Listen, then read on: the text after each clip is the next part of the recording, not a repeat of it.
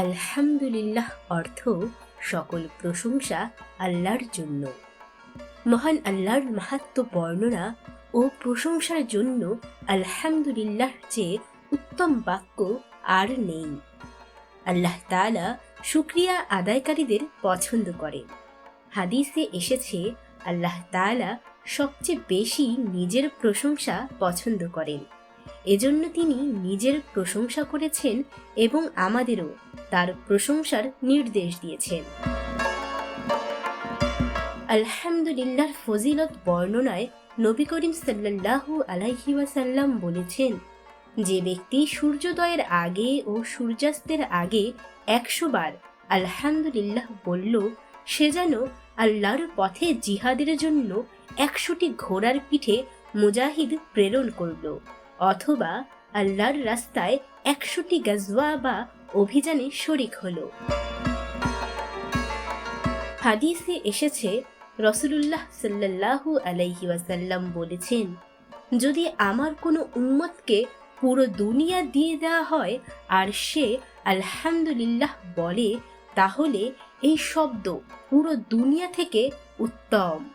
অর্থাৎ পুরো পৃথিবী পেয়ে যাওয়া এত বড় নিয়ামত নয় যা আলহামদুলিল্লাহ বলার মধ্যে রয়েছে, কারণ এই পৃথিবী একদিন ধ্বংস হয়ে যাবে, কিন্তু আলহামদুলিল্লাহর সওয়াব থেকে যাবে।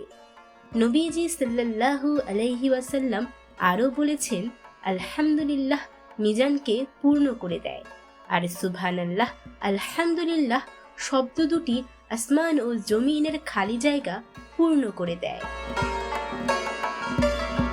একজন মানুষ প্রতি মুহূর্তে আল্লাহ তাআলার নিয়ামত ভোগ করে, তাই প্রতিদিনকার প্রতিটি পদক্ষেপে সবকিছুতে বান্দার উচিত আল্লাহ তাআলার শুকরিয়া আদায় করা।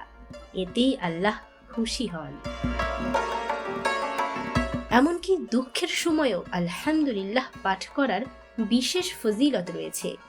এক হাদিসে মহানবী সাল্লাল্লাহু আলাইহি ওয়াসাল্লাম ইরশাদ করেছেন, যখন কোনো বান্দার সন্তান মারা যায়, তখন মহান আল্লাহ ফেরেশতাদের বলেন, তোমরা আমার বান্দার সন্তানের প্রাণ হরণ করেছ কি?